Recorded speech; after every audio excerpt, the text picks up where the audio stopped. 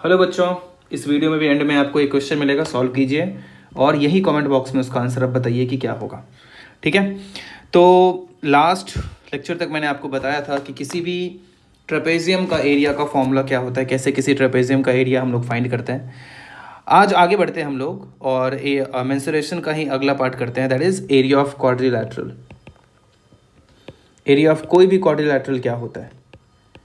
वैसे तो आप ये चीज़ से समझ सकते हो कि कोई भी क्वाड्रिलैटरल होता है तो उसका एरिया कैसे निकालते हैं, तो दो ट्रायंगल का एरिया होगा, है ना। दो ट्रायंगल का एरिया होगा और उन ट्रायंगल्स के एरिया को ऐड कर देंगे तो फिर क्वाड्रिलैटरल का एरिया आ जाएगा। सपोज ऐसा कोई क्वाड्रिलैटरल है, ऐसा कोई भी, ऐसे मैं रैंडम सा कोई भी क्वाड्रिलैटरल में ले रहा हूँ, ऐसा कोई क्वाड्रिलैटरल है, इसका एरिया चाहिए। तो एरिया कैसे निकालेंगे, आप इन दोनों को ऐसे ज्वाइन करो, यहाँ से एक परपेंडिकुलर ले लो, यहाँ से एक परपेंडिकुलर ले लो, है ना। तो अगर ये quadrilateral suppose A B C D होता, ए बी सी डी, तो क्या करूँगा मैं, यहाँ से ई और एफ ले लूँगा। तो आप ही बताइए area of A B C D में क्या बोलूँगा, area of A B C D is equals to area of triangle A D C plus area of triangle A B C, ऐसा हो जाएगा। अब ए डी सी का एरिया क्या हो जाएगा, half into base into height. तो ए डी सी के लिए बेस देखो आपको ए सी दिख रहा होगा, हाइट आप देखो डी ई दिख रहा होगा, है ना। और area of A B C देखो तो वो भी क्या हो जाएगा, half into base into height. इसका भी बेस क्या ए सी ले लूँ, हाइट क्या ले लूँ, बी ई ले लूँ। तो अगर half into A C common ले लिया जाए तो क्या बचेगा, D E plus B E, है ना। मीन्स मैं ये बोल सकता हूँ कि किसी भी क्वाड्रिलैटरल में अगर किसी डायगोनल से जो बाकी दोनों वर्टेक्स बचे, उन दोनों वर्टेक्स का डिस्टेंस पता है, लेंथ पता है, तो हाफ इंटू वो डायगोनल का लेंथ इंटू वो दोनों परपेंडिकुलर से जो लेंथ आया उन दोनों का सम कर देंगे हम लोग, तो वो एरिया आ जाएगा। ठीक है, अब आप समझ रहे होंगे आसानी से कि ये कैसे हम लोग किसी भी ट्रेपेजियम का एरिया फाइंड कर सकते हैं, है कि नहीं। अब बढ़ते हैं आगे। अब मैं आपको एक एग्जांपल कराता हूँ। वो एग्जांपल है कि find the area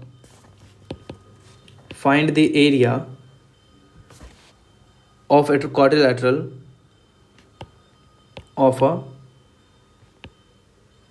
quadrilateral PQRS whose diagonal QS is 19.5 centimeter and the offsets on it are 5.4 centimeter and 10.6 centimetre. ये दोनों पता है अपने को। तो देखो इस क्वेश्चन का मीनिंग क्या है। तो एक क्वाड्रिलैटरल है PQRS, कोई भी रैंडम सा ऐसे क्वाड्रिलैटरल में ले लेता हूँ, ऐसे एक रैंडम सा क्वाड्रिलैटरल ले लिया। उसने बोला कि डायगोनल QS, अब PQRS है तो QS वापस से ऐसे ले लेता हूँ, QS डायगोनल ले लिया। अब QS डायगोनल पे यहाँ से परपेंडिकुलर डाला है और यहाँ से भी परपेंडिकुलर डाला है ना। अब परपेंडिकुलर क्या ले लिया, अब वही परपेंडिकुलर जो डाला है उसी को ऑफसेट्स भी कहा जाता है ना। उसी को क्या कहा जाता है, ऑफसेट भी कहा जाता है। वो ऑफसेट क्या क्या है, 5.4 सेंटीमीटर एंड 10.6 सेंटीमीटर। तो इसका कोई भी ले लेते हैं। अगर मान लो ये लेंथ सपोज T और इसको U बोल दूँ, इसको T बोल दूँ, इसको U बोल दूँ, तो आप ही बताओ एरिया ऑफ PQRS अभी जस्ट देखा था हम लोगों ने, क्या हो जाता है, half into QS into PT plus UR, है ना। तो हाफ इंटू QS कितना था, 19.5। अब जो ऑफसेट मतलब क्या क्या हो गया, PT और RU, है ना। इस चीज़ को आप याद रखो। तो वो क्या हो गया, 5.4 प्लस 10.6। इसको अब आप आराम से सिंप्लीफाई कर सकते हो। ये क्या आएगा, हाफ इंटू 19.5, ये दोनों ऐड होकर कितना दिख रहा है, 16। अब ये मल्टीप्लाई होकर क्या होगा, 156 स्क्वायर सेंटीमीटर। ठीक है, ये हो गया किसका एरिया, PQRS का एरिया हो गया। समझ में आ गया होगा आपको, बहुत आसान है, इतना कुछ टफ नहीं है, आप आराम से इस चीज़ को समझ सकते हैं। ठीक है, अब बढ़ते हैं हम लोग आगे मैं अगला आपको टॉपिक बताता हूँ। अगला टॉपिक क्या है, तो वो है एरिया ऑफ कोई भी पॉलीगॉन। एरिया ऑफ पॉलीगॉन, अब कोई भी पॉलीगॉन का एरिया कैसा होगा, तो चलिए देखते हैं। अब जैसे मान लो कि कोई एक क्वाड्रिलैटरल है, उसे हम लोगों ने दो ट्रायंगल में बांट दिया। कोई एक क्वाड्रिलैटरल था तो उसे हम लोगों ने दो ट्रायंगल में बांट दिया, अच्छी बात है। वहीं अगर एक पेंटागन मिल जाएगा, पेंटागन क्या होता है? पेंटागन होता है जिसमें 5 साइड्स होते हैं। जिसमें कितने साइड्स होते हैं? 5 साइड्स होते हैं, उसे हम लोग पेंटागन बोलते हैं। तो उसका एरिया हम लोग कैसे निकाल सकते हैं? उसका एरिया हम लोग कैसे निकाल सकते हैं, सवाल ये उठता है। तो जैसे क्वाड्रिलैटरल को आप दो ट्रायंगल में बांट रहे हो, वैसे ही पेंटागन को किस में बांट दो? 3 ट्रायंगल में बांट दो। हेक्सागन है, उसको किस में? 4 ट्रायंगल में बांटा जा सकता है ना। आपको पेंटागन कैसा दिखता है? पेंटागन ऐसा दिखता है। 3 ट्रायंगल में बांटना मतलब क्या? यहाँ से देखो, इसको ज्वाइन किया, इसको ज्वाइन किया, तो क्या 3 डिफरेंट ट्रायंगल्स दिख रहे हैं आपको? एक ये ट्रायंगल दिखा, है ना, ऐसा एक ट्रायंगल हो गया। दूसरा ट्रायंगल देखोगे तो आपको दूसरा ट्रायंगल ऐसा दिखेगा, है ना। तीसरा ट्रायंगल कैसा दिखेगा? तीसरा आपको दिख रहा होगा, कैसा दिखने वाला है तीसरा ट्रायंगल? इधर दिखने वाला है तीसरा ट्रायंगल, है ना। तो ये देखो 3 ट्रायंगल में बांट दिया। वही अगर हेक्सागन होता तो कैसा दिखता? हेक्सागन ऐसा दिखता। तो क्या उसको भी डिफरेंट डिफरेंट ट्रायंगल्स में बांट सकते हैं? बिल्कुल बांट सकते हैं, ऐसे बांट दिया।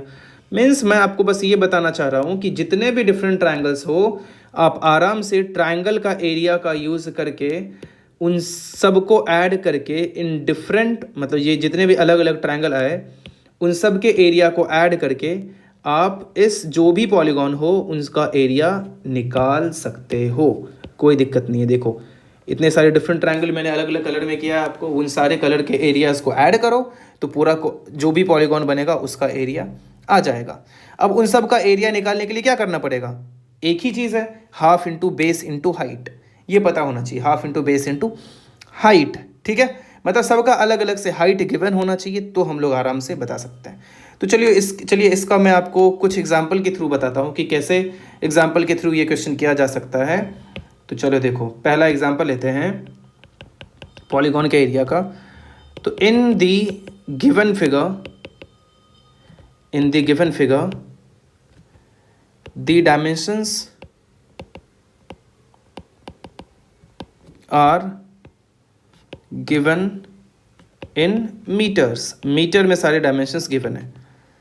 Find the area of the field.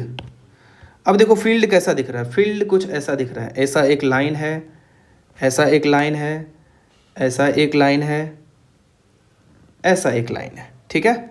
यहाँ से एक परपेंडिकुलर डाल रखा है, मीन्स ये 90 डिग्री है। यहाँ से एक परपेंडिकुलर डाल रखा है, ये भी 90 डिग्री है। यहाँ से एक ऐसे ट्रायंगल आया है और यहाँ से उसको ऐसे ज्वाइन कर दिया है। यहाँ भी एक परपेंडिकुलर है और इसका नाम है कुछ ABCDE। ये है R, ये है Q और ये है P, मतलब PQR। अब लेंथ और भी पता है, DR का लेंथ 56 है, CR का लेंथ 52 है, PB का लेंथ 20 है, QE का लेंथ 60 है, AP का लेंथ 25 है, QP का लेंथ 15 है ना, QR का लेंथ 40 है। और कुछ बचा? और कुछ भी नहीं बचा। ये सारे लेंथ अपने को पता है। अब एरिया चाहिए, तो आपको भी पता है कि ये एरिया हम लोग कैसे निकाल सकते हैं। देखो बताता हूँ कैसे निकाल सकते हैं। सबसे पहले आपको भी पता है कि अगर मैं डिफरेंट जो एरियाज बन रहे हैं, मतलब कि मैं ऊपर पहले लिख देता हूँ एरिया ऑफ फिगर, या एरिया ऑफ ऐसे लिखता हूँ ABCDE इक्वल्स टू क्या हो जाएगा? Area of triangle APB plus area of PBCR plus area of DRC, triangle है जो कि, plus area of triangle DQE plus area of triangle AQE, है ना। आप देखो ध्यान से, इन सब को आप इमेजिन करके थोड़ा सा इस चीज़ को खुद से सोचो दिमाग में, तो आपको और अच्छे से समझ में आ जाएगा और आप आराम से इसके बाद खुद भी कर सकते हो। लेकिन चलो मैं आपको बताता हूँ। तो एक एक करके मैं निकालता हूँ। Area of triangle APB। अब APB ट्रायंगल को देखो, ये रहा APB ट्रायंगल। ये ट्रायंगल में ये 90 डिग्री है ना। तो कोई भी अगर राइट ट्रायंगल होता है उसका एरिया क्या हो जाता है? हाफ इंटू इसका लेंथ मल्टीप्लाइड बाय इसका लेंथ, है ना। तो वही मैं लिखता हूँ half into A P into P B लिख दूँ, बिल्कुल लिख सकते हैं। सो हाफ ए पी का लेंथ था 25, पी बी का लेंथ था 20, ये 10 से कैंसिल हुआ, 250, और सब मीटर में दिया था क्वेश्चन में, मीटर स्क्वायर, इसको अपने पास रख लिया। एक एक करके निकालते हैं। अब साथ में area of P B C R. अब पी बी सी आर में देखो ये भी 90 है, ये भी 90 है, और अपने को ऐसा देख के लग रहा है कि पी बी सी आर जो है, ऐसा कुछ आपको देख के लग रहा होगा कि ये स्क्वायर है, क्योंकि आर सी ये और ये भी इक्वल लेंथ का दिख रहा है, लेकिन गिवन नहीं है। देखो तो ये 20 है, ये 52 है, तो क्या ये स्क्वायर हुआ? नहीं, ये क्या हो गया? एक ट्रेपेजियम हो गया। और ट्रेपेजियम का एरिया मैंने आपको बताया था क्या होता है, half into sum of the parallel sides into height. तो पी बी सी आर का एरिया अगर मैं half into R C plus P B multiplied by उसकी हाइट, आपको पी आर दिख रहा होगा तो वो पी आर ले लेता हूँ, ठीक है। तो हाफ, अब आर सी का लेंथ कितना गिवन है? 52 गिवन है। पी बी का लेंथ कितना गिवन है? 20 गिवन है ना। और पी आर का लेंथ देखो, पी आर को देखो तो वो Q R plus P Q आ रहा है ना, ध्यान से देखना पड़ेगा। Q R plus P Q R है, तो 40 प्लस 15 क्या हो गया? 55। ये इक्वल्स टू हाफ इंटू ये दोनों ऐड होके क्या हो रहा है? 72 इंटू 55 36। अब 36 इंटू आप करो 55 तो कितना आ जाएगा? 36 इंटू 5 होता है 180 का 0, कैरी 18, 36 इंटू 5 180, 180 प्लस 18 198, इतना सेंटीमीटर स्क्वायर आ गया, ठीक है, 1980। अब ये था area of P B C R. अब एरिया ऑफ क्या देखेंगे? D C R. तो area of D C R मैं यहाँ देखता हूँ, एक मिनट इसको हटा देते हैं, यहाँ ही लिखता हूँ, area of triangle D R C at C R, कुछ भी चलेगा, डी आर सी। अब डी आर सी क्या? Half into D R into R C बोलो, बिल्कुल, क्योंकि वो भी क्या है? एक राइट एंगल्ड ट्रायंगल है। तो हाफ डी आर का लेंथ क्या है? 56, आर सी का लेंथ क्या है? 52, 26। अब 56 इंटू 26 करना पड़ेगा, है ना। तो ये आप करके देखो, 56 इंटू 6 कितना होगा? 300 प्लस 36, 336 का 6 कैरी 330, 33, 56 इंटू 2 112, 112 इंटू 33, 112 प्लस 33 कितना आ जाएगा? 112 प्लस 33, 142 प्लस 145। अब करके देखना, कैलकुलेशन कुछ मिस्टेक नहीं हुआ हो, आप चेक कर लेना, मैं बहुत कोशिश करता हूँ कि ना हो। ये हो गया डीआरसी का। अब कौन सा बचा? डी क्यू ई का, area of triangle D Q E, है ना। अब वो डायग्राम में देखो, डी क्यू ई का एरिया वापस से राइट एंगल ट्रायंगल, ये एंगल आपको 90 है, so half into D Q into Q E हो जाएगा। समझ में आ रहा हो आपको? यहाँ बीच में एक लाइन खींच देता हूँ ताकि आप कंफ्यूज ना हो। अब ये इक्वल्स टू क्या होने वाला है? ये इक्वल्स टू हाफ। अब डी क्यू का लेंथ देखो क्या है? डी क्यू क्या हो जाएगा? 56 plus 40 that is 106 into Q E का लेंथ क्या हो जाएगा? 60, है ना। वो कितना आ जाएगा? 2 से कैंसिल होगा, 30 कितना आ जाएगा?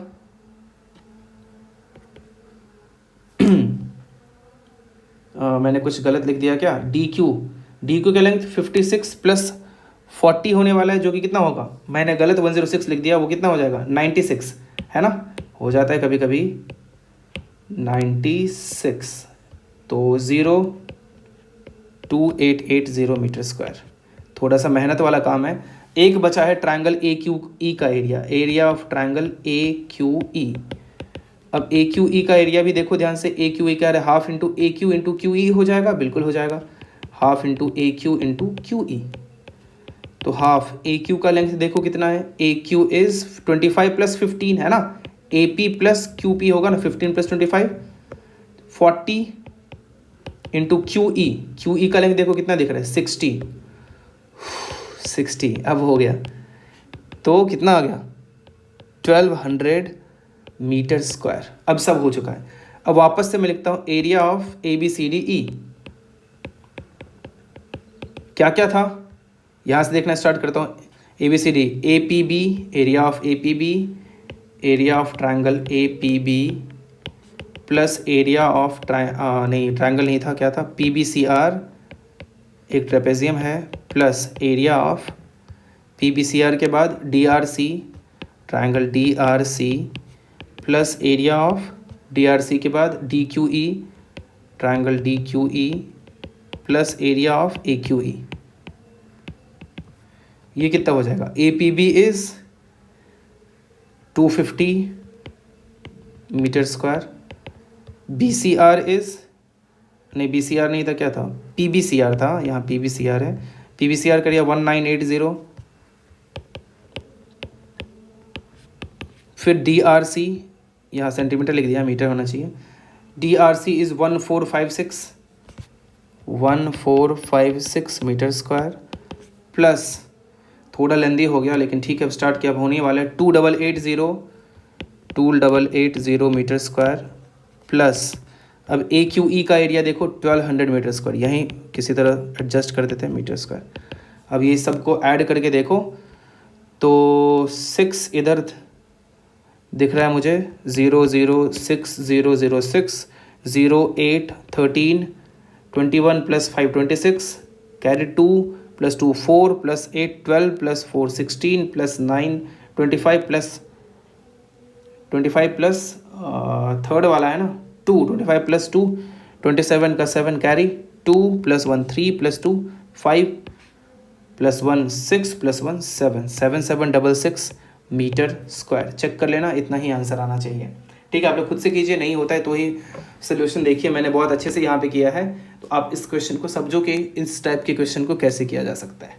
ठीक है, तो ये आप अच्छे से समझिए। अब इस पे बेस्ड मैं एक क्वेश्चन आपको होमवर्क दे देता हूँ, जो आप अच्छे से करना और ग्रुप में बिल्कुल भेजना, होमवर्क का सोल्यूशन जैसे भी होने वाला है। तो चलिए, इस पे होमवर्क है आपके लिए, 1 मिनट।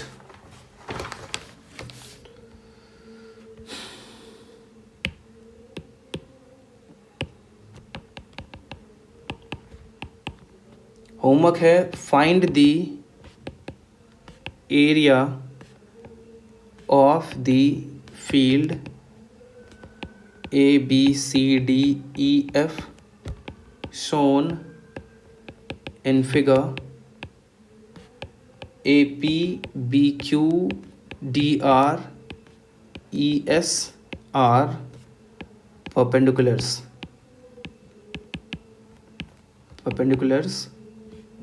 to FC।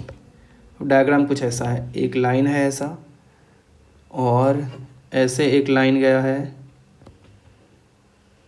ठीक है, फिर ये थोड़ा सा एंगल पे टर्न हो गया है, और फिर ये ऐसे ज्वाइन हुआ है, वैसे ही इधर ऐसे आया है, और फिर ये ऐसे आया है, फिर ये ऐसे ज्वाइन हो गया। यहाँ से परपेंडिकुलर डाला है, यहाँ से भी परपेंडिकुलर डाला है, यहाँ से भी परपेंडिकुलर डाला है, और यहाँ से भी परपेंडिकुलर डाला है। नाम कैसा है, यहाँ से स्टार्ट हुआ है ABCDEF, और ये है PSQ और R। अब लेंथ इसका कुछ इस प्रकार लिखा हुआ है, FC इज़ 100, सब मीटर में है, FP is 20, FS is 35, FQ is 55, FR is 80, AP is 30, BQ is 54, DR is 35, ES is 15। ठीक है, FC 100 है, FP 20 है, FS यहाँ F है, हाँ FS 35 है, FQ 55 है, FR 80 है, AP 30 है, BQ 54 है, DR 35 है, ES 15 है। All lengths are in metres. ठीक है, ये सारे लेंथ है। आप ट्राई कीजिए, देखते हैं किससे हो पाता है, मतलब सब लोग कीजिए, होमवर्क में अच्छा सवाल है। ठीक है, आगे बढ़ते हैं। इसी पे बेस्ड एक और मैं एरिया का क्वेश्चन दे देता हूँ आपको होमवर्क के लिए, जो आपको सोचना है। Find the area find the area of the shaded region where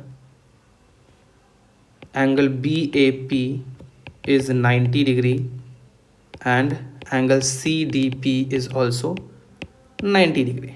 ठीक है, अब फिगर कैसा है देखो, फिगर कुछ ऐसा है,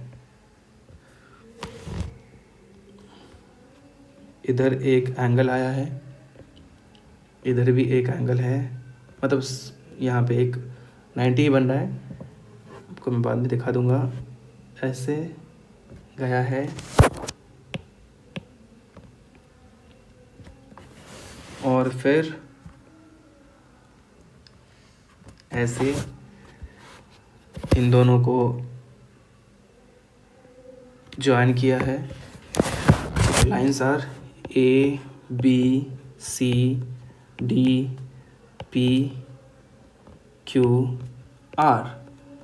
इसका लेंथ 25 सेंटीमीटर, यहाँ से यहाँ तक का लेंथ 10 सेंटीमीटर, ये 25 सेंटीमीटर, ये 20 सेंटीमीटर,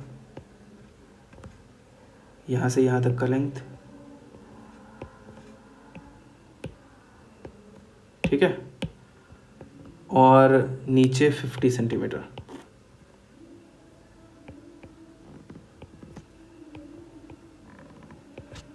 और शेडेड रीजन कौन सा है, ये वाला।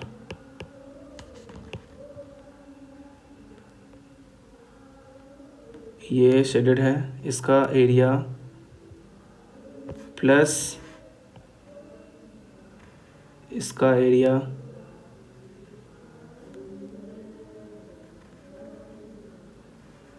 ठीक है, ये एरिया प्लस ये एरिया प्लस ये एरिया बताना है आपको। मैं जितना अच्छा हो पाए उतना डायग्राम बनाने का ट्राई करता हूँ ताकि कई लोगों को कन्फ्यूजन बिल्कुल ना रहे। इसका एरिया प्लस इसका एरिया प्लस इसका एरिया, ये तीनों का एरिया आपको बताना है। ठीक है, कोशिश कीजिए, हो जाएगा, बिल्कुल अच्छे से ट्राई कीजिएगा। तो इतना कुछ टफ नहीं है, आसान है, आप आराम से बता सकते हैं। ठीक है, तो ये हो गया आज का 2 क्वेश्चन मैंने आपको होमवर्क के रूप में दिया है। अब आगे बढ़ते हैं। तो अभी तक हम लोगों ने एरियाज़ देखा, हम लोगों ने अच्छे से समझा एरिया के बारे में। अब थोड़ा सा सॉलिड फिगर्स के बारे में देखते हैं। सॉलिड फिगर मतलब समझते हो ना, सॉलिड फिगर्स मतलब जो 3D डेफिनेशन होता है। तो सॉलिड फिगर के बारे में देखें तो मैंने एक और वीडियो 9th के लिए जो बनाया है, जिसमें सरफेस एरिया और वॉल्यूम नाम का जो चैप्टर है, उसमें आप जाओगे तो आपको और ये सब चीज़ें मैंने अच्छे से बताया है, तो फिर आप वहाँ से भी ये सब चीज़ें समझ सकते हो। ठीक है, तो अब मैं आपको यहाँ पे जो भी 2-3 चीज़ें आपको पढ़नी है कि क्यूब क्या होता है, क्यूबॉइड क्या होता है और सिलेंडर क्या होता है, ये सब के बारे में आपको जानना है। उन सब के उसके बाद एरियाज़ के बारे में जानना है। तो आप यहाँ पे वीडियो आपको देखना पड़ेगा 9th के लिए, जो सरफेस एरिया और वॉल्यूम का वीडियो है। आप यूट्यूब के चैनल पे जिस पे ये अपलोड आप देख रहे हो, वहाँ पे जाओ और आपको वो मिलेगा और वहाँ से आप सरफेस एरिया वॉल्यूम सीख सकते हो। ठीक है, तो चलिए आज के लिए इतना ही। ओके, आप अच्छे से इन चीज़ों का प्रैक्टिस कीजिए तो और अच्छा रहेगा। ये चैप्टर भी आप सरफेस एरिया वॉल्यूम कर लो तो आपके लिए अच्छा रहेगा। ठीक है, अगर नहीं करोगे तो फिर दिक्कत होगी। अब मैं वही चीज़ दोबारा करके कोई मतलब नहीं है, क्योंकि वहाँ पे मैंने बहुत अच्छे से बताया है। तो आप वहाँ पे जाइए और प्लीज़ वो चीज़ भी पढ़ लीजिए। 9th का वीडियो है सरफेस एरिया वॉल्यूम का, पहला वीडियो उसका देखना, पार्ट 1 होगा सरफेस एरिया वॉल्यूम का, वो तो करना ही, और अगर हो पाए तो पार्ट 2 भी कर लेना। ठीक है, तो चलिए आज के लिए इतना ही। अब आज का वो सवाल जो आपको कमेंट बॉक्स में लिख के बताना है। अभी जस्ट मैंने बहुत सारे क्वेश्चन का एक वीडियो के थ्रू आपको सबका सोल्यूशन बताया है, ऐसे मैं धीरे धीरे सबका बताते रहूँगा। तो आज का क्वेश्चन भी बहुत सिंपल है, ध्यान से देखना। Find out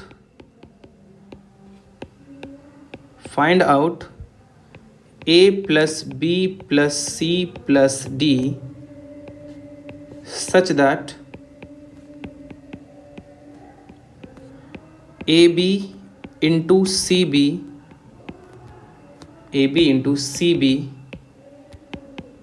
equals to DDD, where AB and CD not CD, CB, AB and CB are 2-digit numbers and DDD is a 3-digit number.